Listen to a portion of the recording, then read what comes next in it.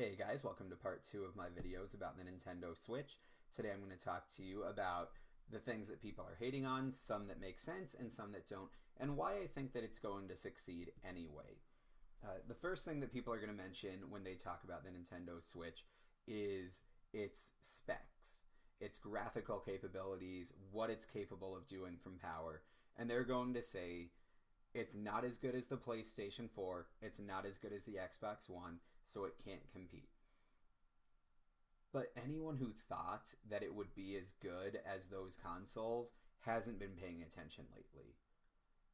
Graphically speaking, Nintendo has not kept up with Sony and Microsoft for over a decade now, and it wouldn't make sense for us to assume that a tablet could have the same capabilities as these boxes of tech. It's a ridiculous idea that people would have, and anyone who thought that it could compete on those levels was setting themselves up to be disappointed, and there's nothing else to it than that. They also hit on the small game library. There are people who are saying, oh, well, there's only going to be 8 games, they're not all going to be great, and that's true. Not all 8 games are going to be fantastic, but they're also going to be a good enough library. And you're starting off with a game like Zelda Breath of the Wild, which is a fantastic game. I don't want 8 fantastic games to come out on day one, because if there's going to be 8 great games, I'm going to want to play them. And what's going to happen if those 8 games all come out at once that are all great is they're going to cannibalize each other's sales. And so none of those games are going to look like they're doing that well, even though people want to play them, because no one's going to spend $60 a piece on 8 games the same day they're buying a new game system. Financially, it doesn't make sense for Nintendo to put all that out at once. We know that they've mostly got the new Mario game ready to go, but they're choosing not to put it out yet. They're choosing not to put out the Mario Kart port even, because they don't want to cannibalize sales from their other big title that's coming out in March at release, which is Zelda. That's where they want the sales to go. The other games are not full price games. They're not the best games that are going to be out there. That's true. But it's also the beginning of the console life. There are a lot of great games coming out this year. There are going to be a lot of great games coming out moving forward when eventually the 3DS is gone and the only Nintendo console is the Switch. And so what we're going to see is game after game after game coming out, but they're not all going to come out at once, so it doesn't make sense to complain about a small library at release. There are people even saying that because no other games are coming out at release, they should just get Breath of the Wild on the Wii U, which, makes about as much sense as saying, well, I'm buying a new house, but there's no furniture in that house, so I'm going to buy a fantastic couch for my old house. You wouldn't do that because the old house is on the way out. Even if you were going to leave all your furniture at the old house, you're not living there anymore. The Wii U is done. There are no more games coming out for it. So yeah, you could buy it on the Wii U and then not buy the Switch yet. But then you're probably going to buy the Switch later and wish that you had Zelda on it instead of on the Wii U. And yeah, it's not a big library because it's just coming out.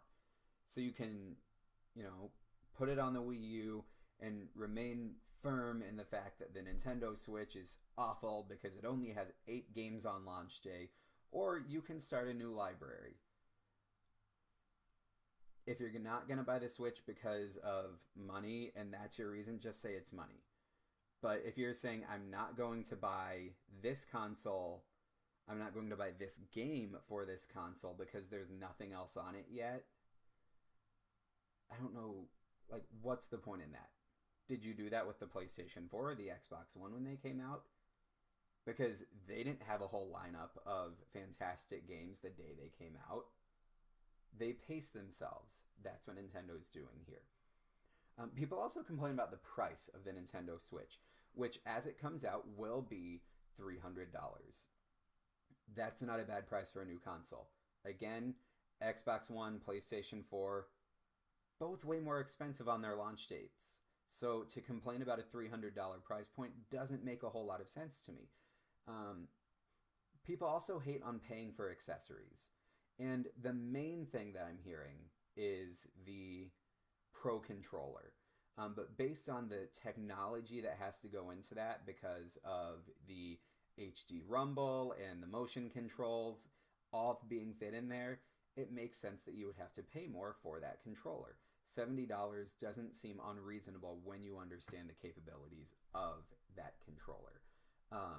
Then I also hear people complaining about the dock price because you can buy an additional Nintendo Switch dock to hook up to another TV so that instead of unplugging the dock and carrying it to another room and plugging it into a TV, you can just carry the tablet with you, plunk it down at another TV, and pick up your game there. And there are people who are angry that it costs $90 for this dock. But when's the last time that you did that with your PlayStation 4 or your Xbox One? You didn't, because you can't. You'd have to unplug it and plug it in the other TV. And so it doesn't make sense to make that complaint because you're paying extra for something extra. So you can complain about that if you want, but it doesn't make sense to me. Onto realistic complaints.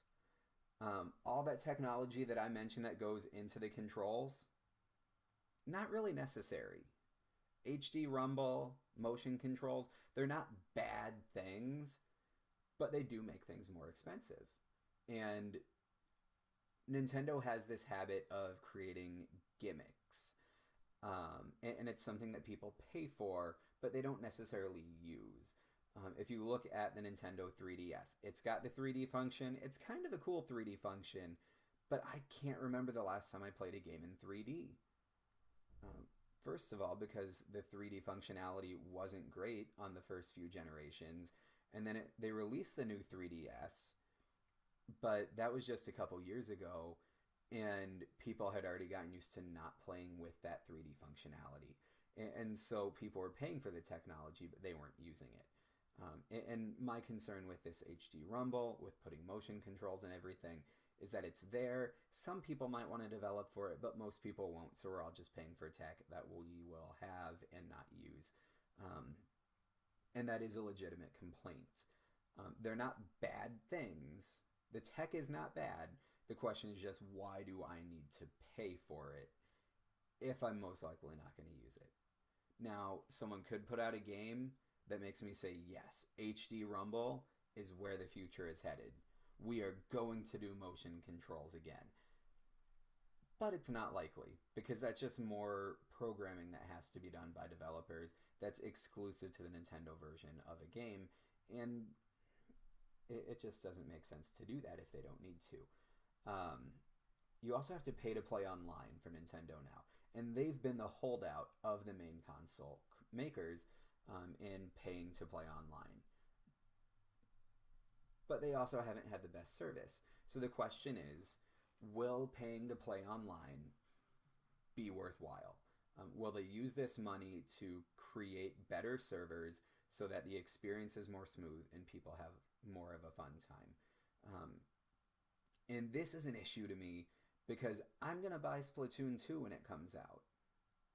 And I'll get a couple months free online while they're still doing their trial phase. But after that, I'm going to have to pay to play online. And if I don't, then that game is useless to me.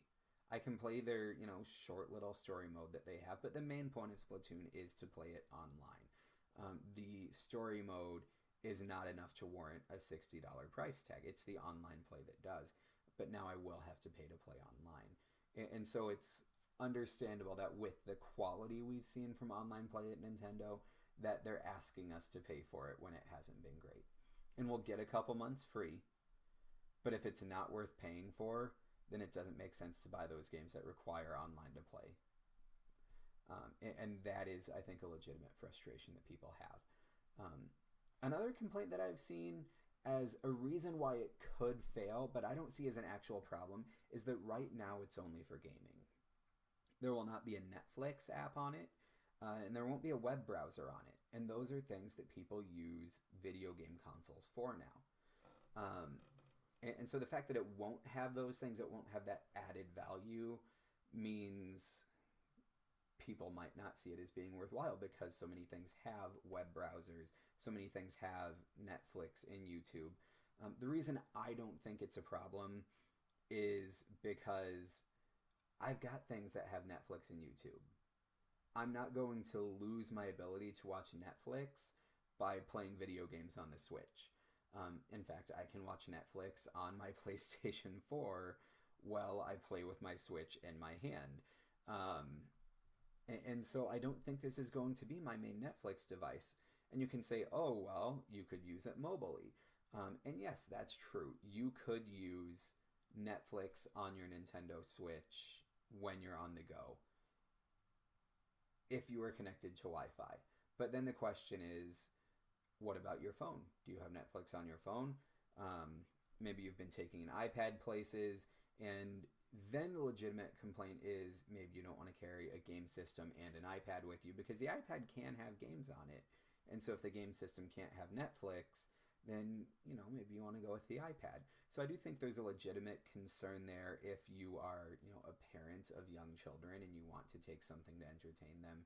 But generally speaking, you're not losing capabilities in other devices. You're just not getting them with that one. So I don't think it's actually a big deal. But I think people perceive it as a deal. And so that's a reason to be concerned that it might not sell as well, even though every pre-order is sold out and has been sold out since the week of the announcement of the Switch. Why I don't think it'll fail, though. Most of these complaints come from the same place that every complaint online comes from, which is a very vocal minority. People complain on the internet. It's what they do. If people who thought positively about something all commented, I think we'd get a little bit of an idea of how little some of these things actually mattered. But there's a vocal minority. That's always been the case with internet comment sections. And so I don't think that the hate here is as big of a deal as they might think it is, because they find the people who agree with them, because they're the only other people in comment sections on the internet. There's also no true competition except for the 3DS, but the 3DS isn't releasing the same games as the Nintendo Switch. And like I said earlier, I think they're going to phase out the 3DS. I think I said that in my other video, that they're going to phase out the 3DS when the Switch does well. They've said they won't, but they're going to, because it doesn't make sense to have two handheld systems. It does make sense, because you're going to sell consoles, to have all your games on one system. So, yeah, it doesn't have competition. The PlayStation's not going to try to create a Switch. Xbox is not going to try to create a Switch, because both of them would have to downgrade their graphical capabilities, and that's just not going to happen. So because it exists without competition, because it fills a niche that has been there and has been a desire of gamers for a long time, I think it will do well. It's also been marketed better than the Wii U. That's something I can't say enough. The Wii U, people still don't know what it is, and it's been out for years. If you don't have it, you probably don't know what it is. But the Switch has been marketed very well, including a fantastic Super Bowl commercial. And I think those reasons are why it will do well. There are questions, but most of them are really just that. They're questions. There's something that we can answer later. Those complaints that are there, can all be mitigated by things that happen in the future. Maybe that technology that's in those controllers is going to be utilized, and it's going to be great, and we'll have some incredible games that come out with it, and we'll all be thrilled that we have HD Rumble and we have motion controls, even though no one was asking for those things. Maybe the online servers are going to end up being great, and we will have an incredible online experience that'll probably be cheaper than the online experience offered by the other consoles. And maybe we will get that Netflix app, maybe we'll get a web browser, and we'll be able to do those things that people want to do, so we'll get that added value. So those are all questions. They're not actual complaints at this point, because we don't know what's going to happen. But they are fair, and they are reasons that financially people might hold back on the Nintendo Switch until they know what's going to happen there. And it's really up to those who are more dedicated gamers to answer those questions moving forward so that the rest of the population can make that decision to buy. Hopefully this video and my other one helped to better inform you about what the Nintendo Switch is and what issues there may or may not be. I know this one was a little longer than I thought it would be. It's a little over 15 minutes now, but I think we were able to cover a good amount of information, and hopefully if your questions are answered, you're going to go away happy. And if you have more questions now, feel free to leave them in the comments. Also remember to like and subscribe so that I can know that people are actually watching my videos. I'm going to keep making them anyway, but it'd be nice to know that there are people out here watching. Have a great day, and hopefully I'll see you with my next video. I don't know what that's going to be yet, but we will wait and see.